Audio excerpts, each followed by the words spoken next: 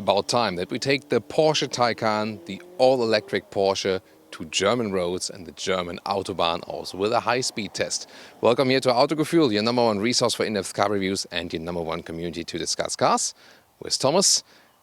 Exterior, interior, the new sustainable one, and the driving experience in different aspects today here in our special episode. By the way, the color here is called Frozen Blue Metallic, a very special one. Not exactly a strong Thomas Blue as we know here in Autogefuehl, maybe a baby Thomas Blue, but make no mistakes, this car is taking no prisoners. So experience everything of that together with us, here in Full HD, full screen and full length. Let's go.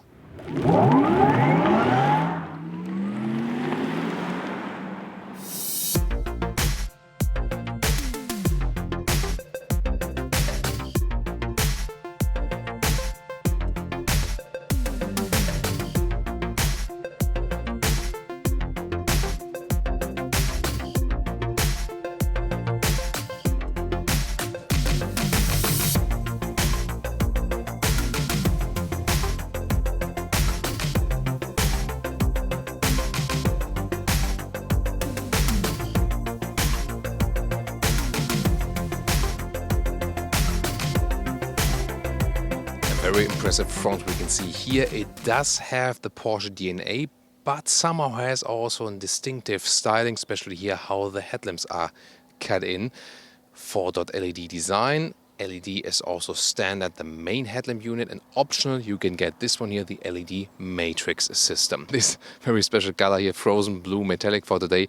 Again, a very striking one, also looked very cool in the ice where we did another review with Brian and Jonas. It was also pretty fancy and contrasting black bumper in the lower part. And the car is able actually to move up or down with that standard air suspension that you can, for example, get better out in and out of your basement garage and so on. So the niveau actually does differ.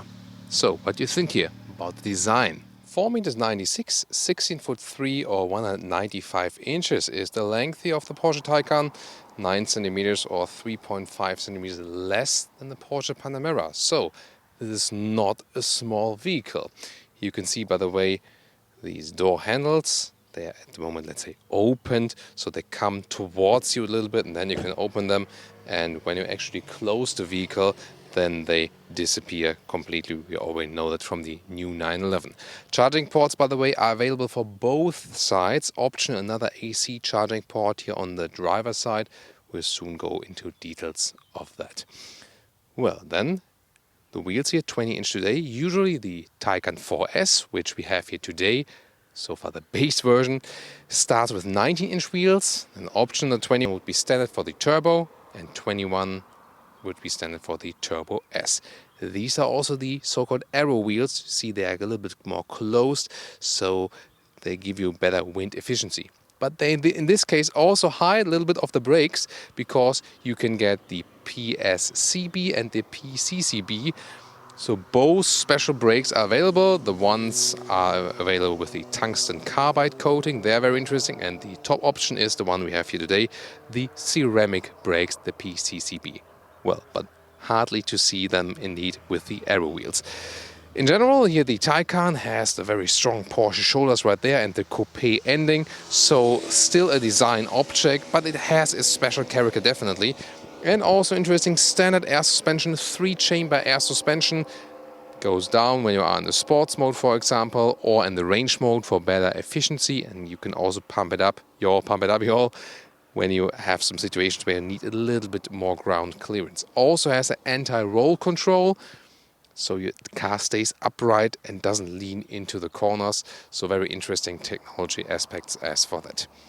So there it is, and in this special color, always nice to look at. So at the left, the driver's side, a slide like this. There's an option you can get, the 11 kilowatt AC charger, also here on the left side, and then you can close it like this again.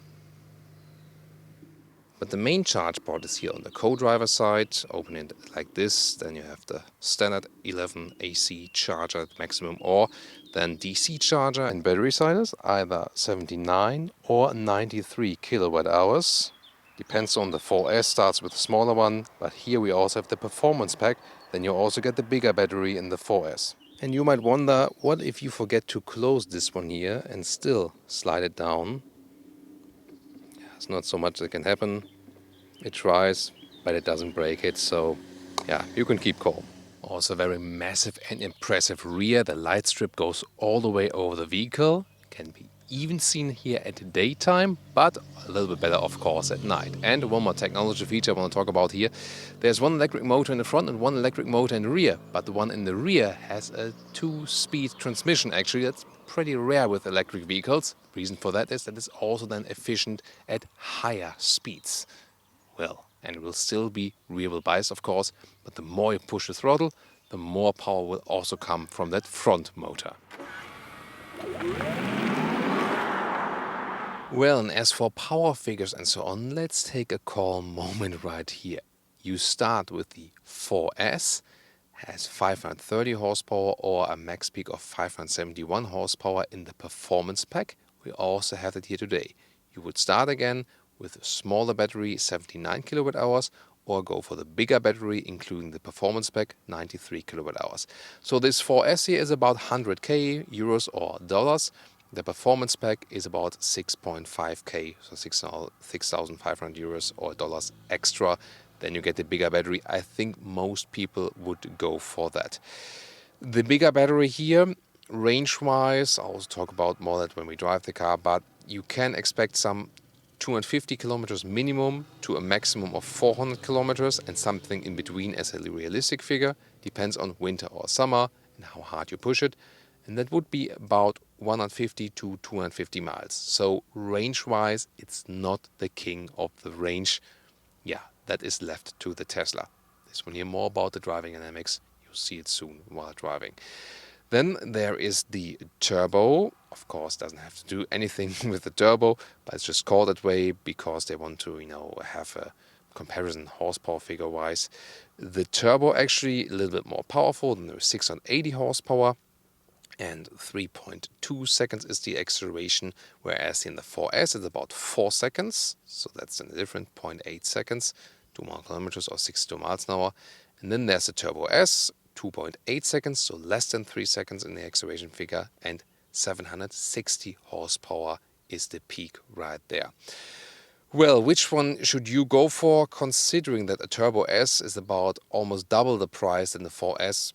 It's quite obvious that probably the car we have here today, 4S, with the performance pack, with the bigger battery and the sustainable interior, that's probably the Taycan to go for, price performance and also practicability wise.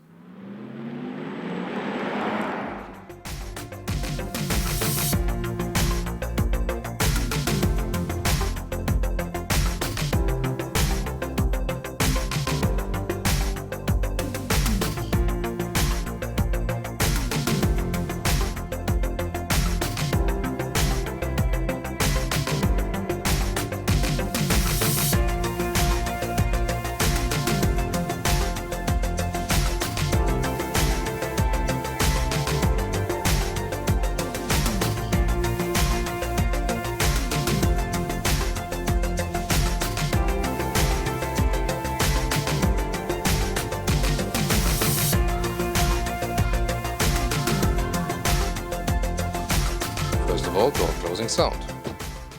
It's not too bad, but of course not that good because of the frameless doors. Now the interior here is soft touch at the inside of the doors, then beautiful handles right here, and also clicking sounds, for example, for the window levers, and they all work in a very smooth way. So when you put down the window, it's very smooth process. And of course frameless here, and you can see there's a dual insulation glass, so there's double layer. There's an optional insulation pack also available. Then the main interior here, there are of course different styles and colors and so on available. This one is the crucial interior because that's the animal-free one, the vegan interior, so there are no animal materials in this exact version. And there are also different colors available. This one here is the gray one. There's also a bluish gray one available and the black one, so different colors, and also two-tone of that, so you can also mix it a little bit. On the inside you have some fabric, then you have some microfiber or Alcantara on the inside of the bolsters, and then some leatherette on the outside. And it's also very well sourced from recycled materials as well, and also 80% less CO2 output, so in any case more sustainable.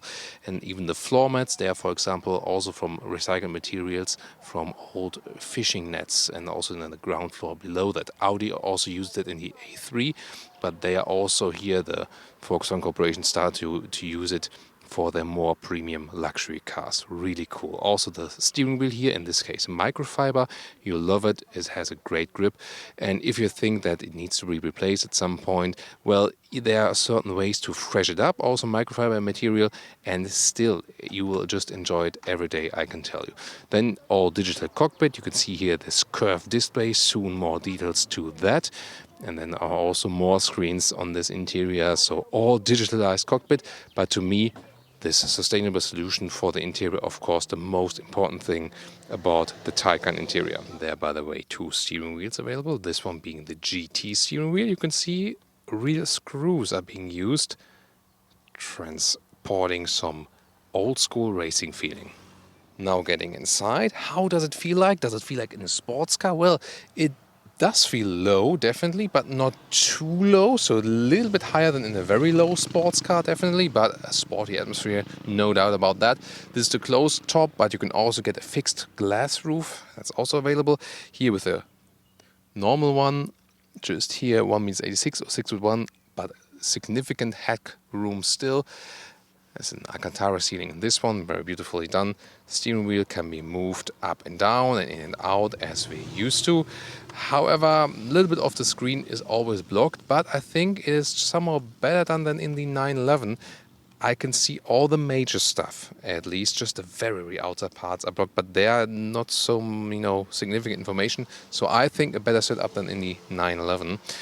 And it's actually a very comfortable seating position, and the seats here are also really good. They are a good mix of comfort, but still sportiness and keeping you tight in corners, so the right mix. And also the fabric surface, just a practical reason, they keep you cooler in summer and warmer in winter. So in any case, you should go then for this setup we have here today. And again, a very good feeling of all the quality materials. And this here also with the electric control for the seat, a lot of controls. You can actually put the front part of the seat a little bit further out, then the side bolstering in the lower part, in or out, in the side part, in or out, back part of the seat, and also the electric lumbar support. Now the interior overview, soft touch materials here, and a very beautiful clean layout. However, the high gloss black materials, I'm not so sure about that. So yeah, don't fancy this setup. I mean, yeah, maybe they should have gone for something else there, but the overall layout is really clean and cool, and the materials here are also soft, so there's really good processing. There is an additional screen available here for the co-driver, by the way, so what's not installed here in this vehicle. So let's focus on the main screens we have here today. So the left part here, curved display in 16.8 inch. Soon more details to that. Then the central screen right here is 10.9 inch. And then there's this additional 8.4 inch. And this is a standard setup. Then again, the additional would be here, which would be mirroring this for the co-driver. So basically how it works, you control the screen in instruments like this here with your thumb, or switch between the 3 gauges. Then also here by clicking, just goes in one way, or like this, going back, but back inside the menus each. Left side of steering wheel, for example, for the volume or for voice input. Driving mode selector on the steering wheel, that's quite handy. Then central screen here, all done via touch, like this. And we also get to the Apple CarPlay and the different sound system available. Here at the moment the Bose sound system, which is already quite nice, delivering a nice surround sound. Here we go. So zoom more details to the screen here overall. And then the lower screen, this is for example for the climate unit. So you press it right here to change the temperature or slide a little bit. That would also be possible. Yeah, but I don't know. I don't know. Yeah, let's leave it like this for the moment. And then you can also change something, what's happening then here in the top display from here. But is this a user-friendly interface? I think no. Then there's a hole here behind that, so you can put things there, but maybe just not so much loose things. Nice integrated cup holders. They're adaptive and they're also ambient lighting included. And then you can slide this center part up. And then there's USB-C charging 2 times for your smartphone. Also where you connect it then to the CarPlay. There's also inductive charging, but yeah, I think people will rather use the cable in here. So this would be my view, but not exactly. My head is a little bit more behind. That means where you can see the temperature on the left and the time at the right, this I can only see on camera at the moment, but not with my own eyes. So the outer parts, left and right, are blocked off. So for me to see the temperature, it more looks like this. Then I have to look, that's the temperature. And here on the time, it's more like this. And then, oh, that's the time. But everything on the middle part I do see, and that's also the most important thing. So then I pick here which gauge I want to control, like this. So I start on the left part, and then, for example, I can pick the all-wheel drive distribution here. That's a good choice. For example, in the middle part, you can go with the power meter or with the map. That's, of course, handy then for the GPS. However, also here's some, options, but you can also go for the extended map. This is a cool function and really makes use of the digital instruments. Or when you're not focusing on GPS, then go with this.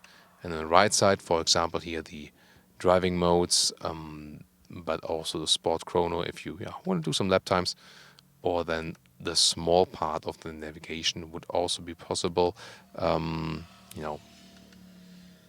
it makes more sense in the middle and with the map, I guess.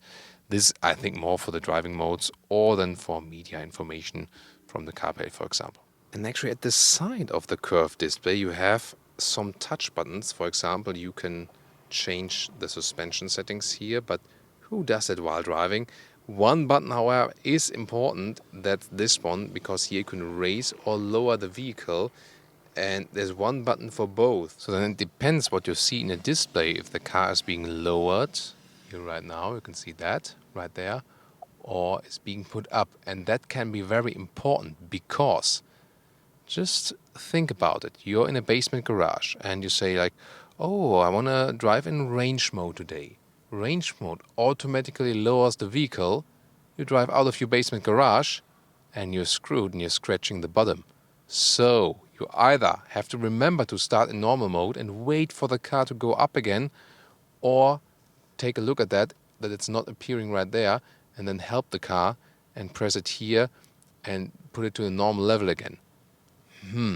Yeah, I'm not sure if they really thought about this catch. And if you ever wondered, how do I even start this thing? There is the on and off switch. Press it once to start up and press and hold then to shut everything down. And on the opposite side, right next to the steering wheel, is the gear selector. So this again, this brown shaver design. So when you need it in the morning, but yeah, it's a little bit harder here to reach with your beard. And then put it down for the drive mode and put it up for the reverse. And then we have the central screen right there. Let's take a look at the CarPlay integration. Looks like this. Here we go. It's actually neatly done. Then we can go back to the Porsche menu, and important are these car settings. For example, we'll test the electronic sport sound with off or on. Which one will we like better? Recuperation can be set to on, off, and auto. I'll explain that in the driving part. And also when I change the driving modes, it changes accordingly here, depending on what I set, like the range mode, the normal mode, Sport Plus, or you can also individualize everything right there. So now look here at the GPS, which also has the satellite view, but you can also deactivate it for a better overview. See, it takes some time, also depends on the web connection, but so far also quite nice. You can get along with the system. I've seen easier ones, I've seen more complicated ones. So the top part here is actually quite okay. This is the AC menu, by the way. So if you want to change from a diffuse to more focused blowing effect or turn on and off the AC. And this is again where you can also set some pre-cooling functions that you can manage a timer, for example, when it shall be pre-cooled or preheated. But it always drains the battery, remember that. And then you also have the rear view camera, but the normal angle here I think is really strange. It's like an, strange FOV, too upright, so to say, not widescreen enough, I think. Oh, what's happening there? And then you can also take a look at the 360-degree view camera. You can have the simulation made from all the cameras, and it's always white here, this car, obviously, so it doesn't adapt to the color. Yeah, I think that's maybe a deal I could have thought out, but yeah. I think the main thing is that the angle of the normal rear view camera is not really that you get along with it very well. It's unlike in any other car, and yeah, I had some problems with that. But the resolution actually is quite okay. So more details to the lower screen here. Yeah, again, as I said, here you can either click like this, but you really have to click. There's also haptical feedback. You can also tune up or down the volume, and then you can also slide a little bit, but yeah, sometimes it works better, sometimes not. Yeah, I don't know. Really complicated to change the temperature. Seat heating is right here. You can also access here the current charge state, for example. Also for the pre-cool or preheating, you can have the settings right there. And then you can also access the CarPlay, but then up in the menu there. But it's just that you press it here to see it then up in the menu here. The same also goes for the GPS. So these are basically the hotkeys for the screen above that. Yeah. Not convinced of this console. Of course, always a classic. Here, this analog clock right in the center. And I mean, it's not really necessary, but always beautiful to look at. One more nice detail, frameless back mirror, classic, elegant, and also good view. This is the car key. You can open and close, and has this typical 911 form.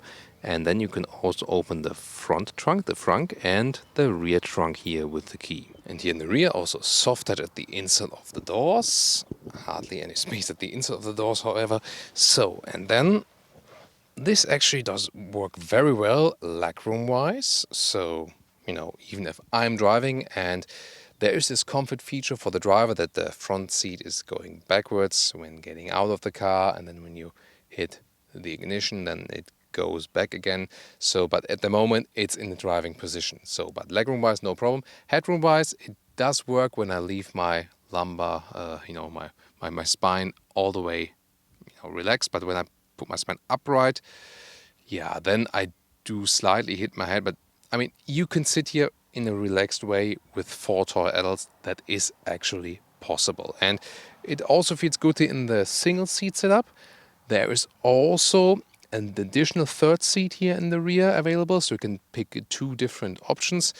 Either this one here with this gap, with this cubby hole in the middle part, or then again the one where you have like an emergency seat in the middle. But how many people will drive with 5 people in the Taycan? Probably not so many. But I mean, if you want to do that, then you still have the choice to do so. There's an additional climate unit available also here for the rear. And then there's this cup holder area with adaptive cup holders. And we already flipped the seats from here.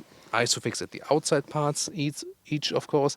And then flip the seat from here. That's also how you would do it, because from the trunk it's not possible. And the front trunk looks like this. It's of course secured here, so you have to use this one here, and then there's, for example, storage for your charging cable. You can have this box or this bag, very heavy, but also some more space as an alternative to put a backpack in or something. So the rear trunk area is opened down there, and then you have 330 liters in the back. And when I just put the cabin trolley right here in, you see it does hardly work in a vertical way, but it does fit. So that's actually okay, even though it's not plentiful.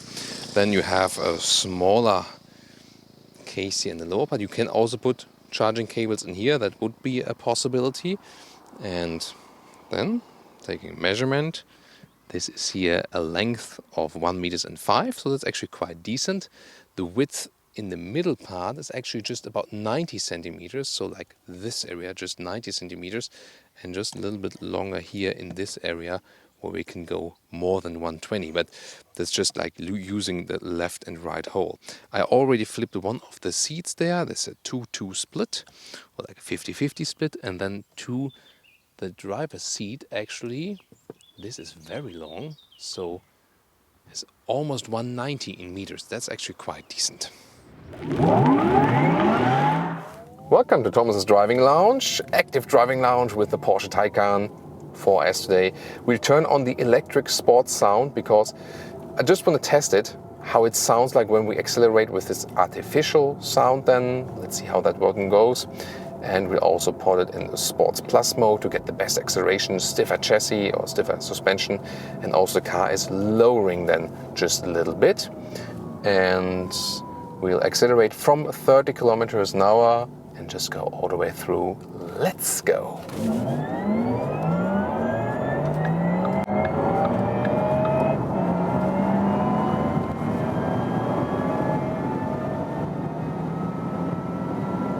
Plop, that's 200 kilometers an hour or 125 miles per hour, and that was quick. Wow. I mean, I should give a small replay, not from the action cam, but actually from the main camera, of how my head was pushed backwards at the first acceleration. This is the difference in here with the electric vehicle. And I mean, wow, how silent is it in here? I mean, there's no engine sound that's overlaying something, but the insulation is so superb, 200 kilometers an hour. And look at that lane change, how stable the car is, incredible.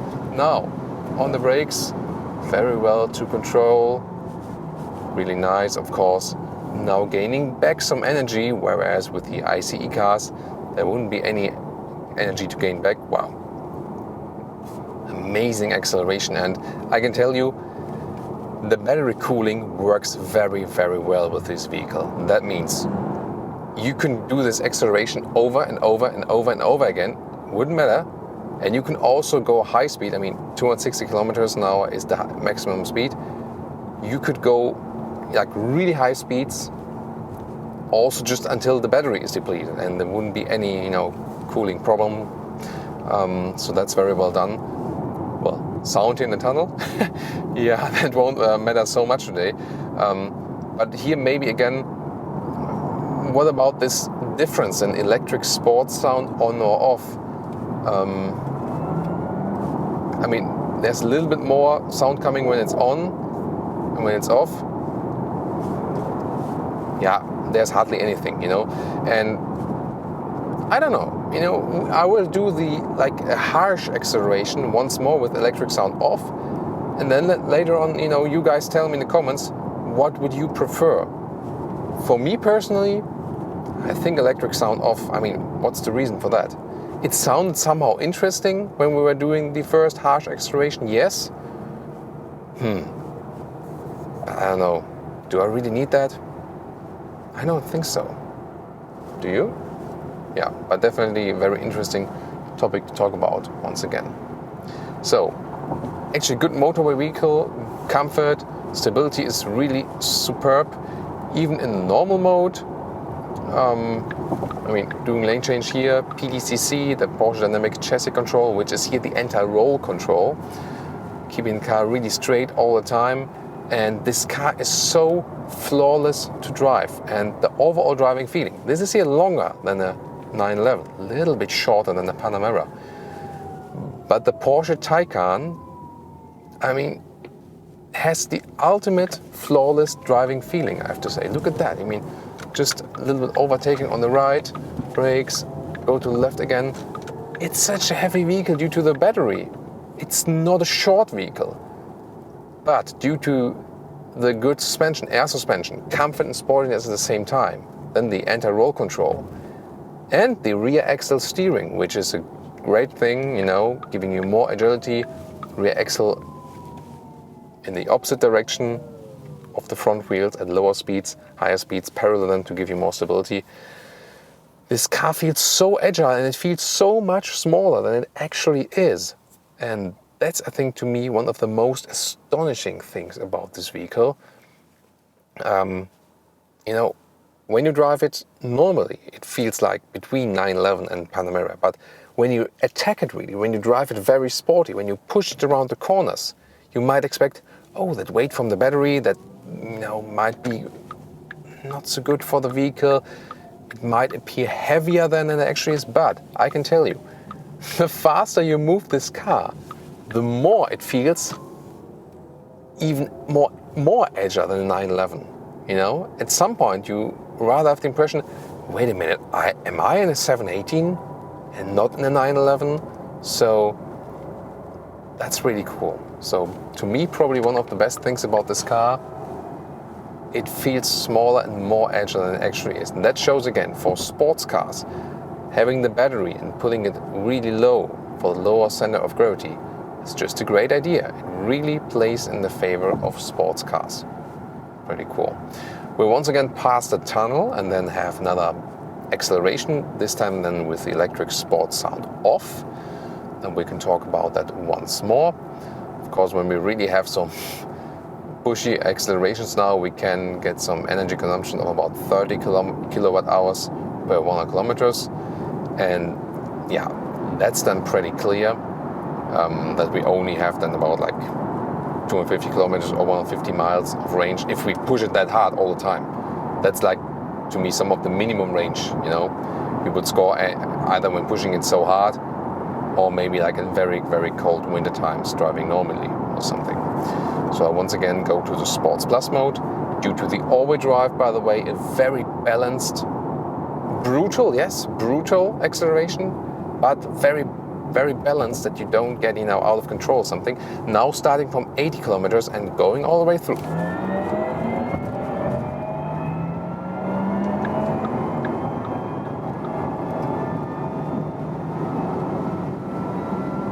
200 kilometers an hour or 125 miles per hour. Once again, wow. And so stable here, high-speed corner. But you realized that was again the electric sports on, because it is automatically on in the Sports Plus mode. So that car was cheating on us. So let's go back to the sports mode. Oh well, let's do Sports Plus, and then I deactivate it. But you see, that's, really not good to do that while driving. Totally not. So that's now 120 kilometers an hour, and let's accelerate it out without the sport sound.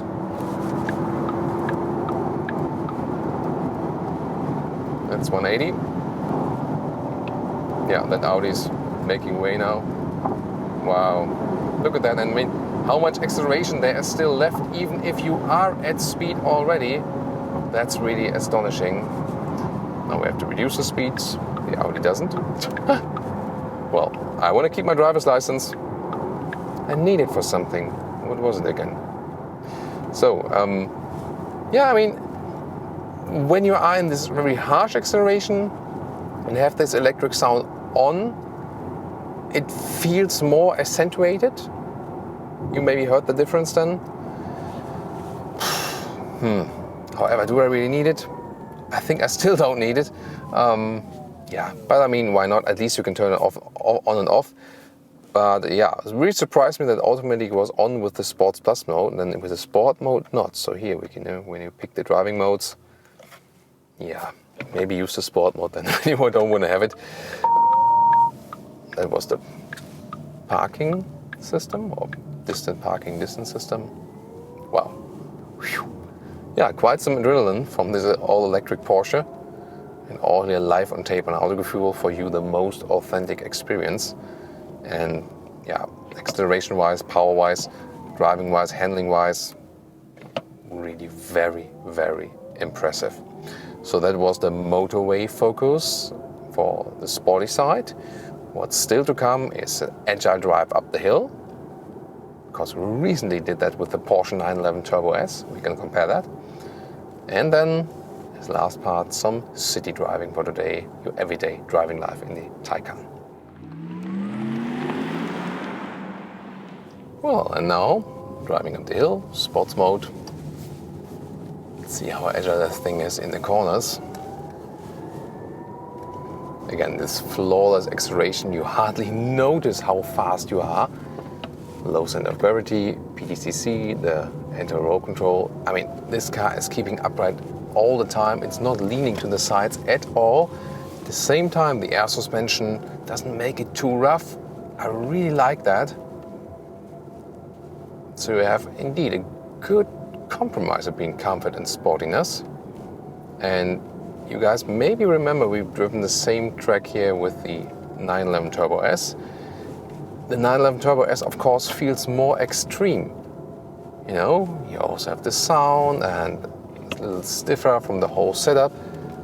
But I can tell you, this one here doesn't feel less agile, and in a way, maybe even more. I mean, acceleration is always there instantaneously. It's even more flawless than in 911 Turbo S, I have to say. Wow. And this, you know, this low center of gravity is really hooking me into the ground. Perfect control all the time. I have to be a little bit slower here on the road.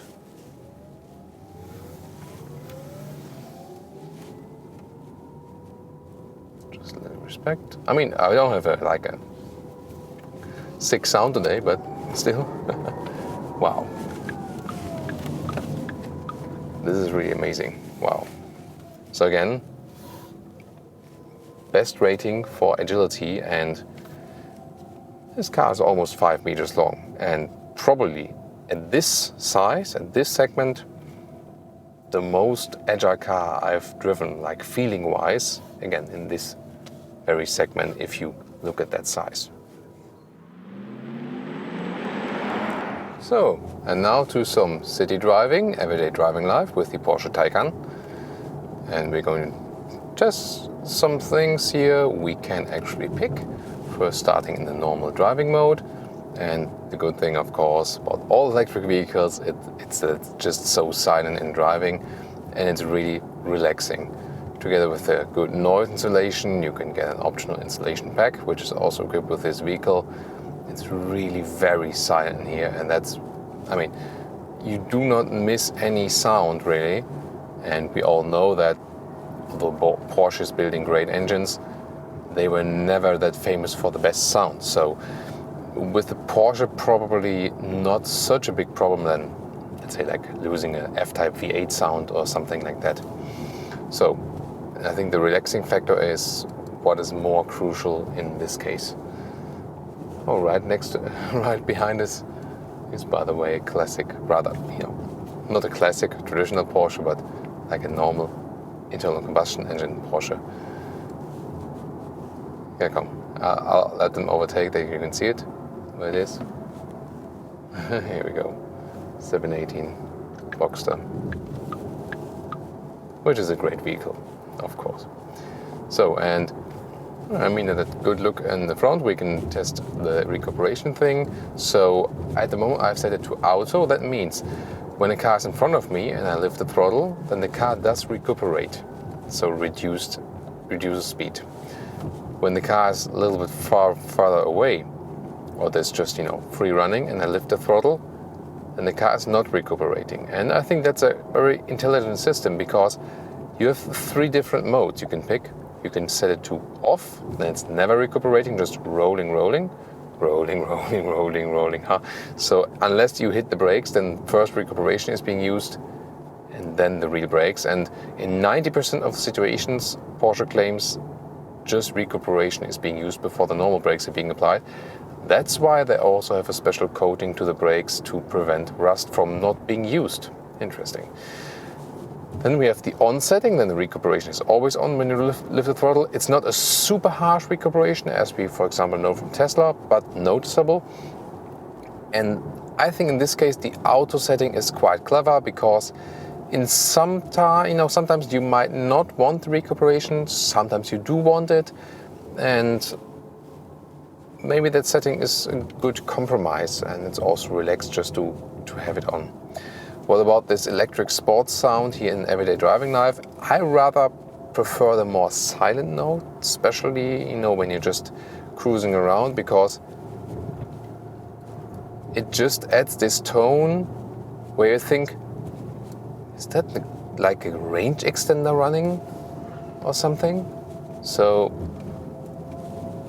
it sounds a little bit more spaceship-alike than also when you're driving it like this here. But I don't see the real reason or sense behind that. You know, BMW, we have made a special about that. They are also experimenting with electric sounds. I'm not too convinced about it. I think it's better just leave it like this. Or then maybe go a step further and add some Easter egg things, like give me a V8 sound or something, you know, why not? But just, you know, for playing around here and there, but I don't know. I mean, it's not too annoying, it's rather subtle, but again, I don't see, you know, the real reason for doing that. And especially, maybe sometimes when you want to show off and think like, oh, this acceleration sounds cooler than with that. But here, just when you're driving in city and so on, I don't know. So we have 20-inch wheels mounted together with the standard air suspension, 3-chamber, and the anti-tilt control. And definitely quite comfortable ride. Comparable somewhat to the Panamera, but a little bit sportier. So driving feeling-wise, I think this is... Yeah, I mean, due to the low center of gravity and the sportiness of the acceleration and, you know, the whole sporty stiffness, I think it is closer to the 911 than the Panamera. But due to the length, of course, somewhat driving feeling wise between the 911 and the Panamera. That's what I would say, you know, for your you know, general everyday driving feeling. I can also have a gauge meter here for the all-wheel drive, and it shows me that I'm rear-wheel driven predominantly, a little bit in the front maybe. Depends on, of course, the more you hit the throttle, the more is also being transported to the front. Then it's sometimes 50-50 or something, but when you're rather rolling or just slightly applying the throttle, it's definitely rear-wheel biased still. Then what's also interesting is that you can change the gauge to a PDCC gauge, so that's the anti-tilt or anti-roll control. And then when I go left and right, you cannot see it on the small camera, it's actually showing me where the car is being kept upright. So when I'm going for a left turn, then on the right side it's working against it. So the car really stays straight all the time. And that's really astonishing. And that's also another thing that makes it so agile in the whole driving feeling. I can just stress that this car feels so effortless, and definitely even more effortless than one of the very powerful 911 models, because it's again so silent, and yet again you can have this boost of acceleration at any time, even here in the normal mode, 50 to 80. I mean, that's already 90. It's crazy, absolutely crazy, and so effortless again. And in a way, it's more impressive when you don't hear the sound, you know? At some point, yes, a growling V8 sound or something is also impressive, yes. But here in this case, it's more impressive that it happens so silently. And if you compare it now to driving a Tesla, like Model 3, Model S and so on, here you feel a little bit more connected to the car. You're more one driver, road, car is more like one unit. That's of course what also Porsche is famous for, but they really transport it here to the electric vehicles. We definitely know that Tesla beats them all as for the range, and the range here is, yeah, I mean, not really usable if you want to do anything long haul with it. So that's the biggest catch actually, but driving feeling wise, from the agility, this one definitely leads the Teslas, you know. But that was also the approach for that, definitely. And you know, economy-wise, you can, if you play gently, like I've done it here now, score some 15 kilowatt hours and 100 kilometers. It's actually quite decent, and then you can also score these really high range figures, like this, 250 miles, a little bit more, or something like 400 kilometers, a little bit more, but only then, when you really keep it steady. When you drive it a little bit more, with fun, then the range drops down, and plus winter conditions that will even be worse then you also get maybe down to like 250 kilometers or just 150 miles. So it's really something in between. It really depends on what you do with the car, how you apply the throttle. Definitely, this is not a range king, and it can definitely serve as a primary vehicle because 90% of the normal driving profiles do not include more. Usually people drive like 20, 30 kilometers, like 15 miles a day, like the majority. Like for work and so on. Of course, sometimes you drive longer, but it really depends on what you want to do with the vehicle. And for most purposes, the range will be enough. Not for all, but for most purposes. Now getting in on the motorway, where we're a little bit faster, we can have the lane keep assist and the cruise control. So resume it, setting it here. Can also increase the speed for 1 kilometer right there, or cancel it again. There we go. So let's see how the lane keeping assist works. I just drift to the middle now a little bit here. There we go. And it's counter steering well done in a very smooth process here from steering wheel. Now it's telling me, please take over steering. So I think that's definitely well done. The blind spot monitor, it's really empty motorway today, but blind spot monitor is in the outside of the side mirrors and also actually nicely placed and a very helpful system. So far, assistance systems here, very well in place. There's of course also an adaptive cruise control available. Well, put it here, right again, since, and just one acceleration and jumped up to 23 kilowatt hours or more kilometers. There you see, and that would mean like, there's the blind spot monitor now. So there's just one acceleration and your good fuel economy is basically gone. That's it.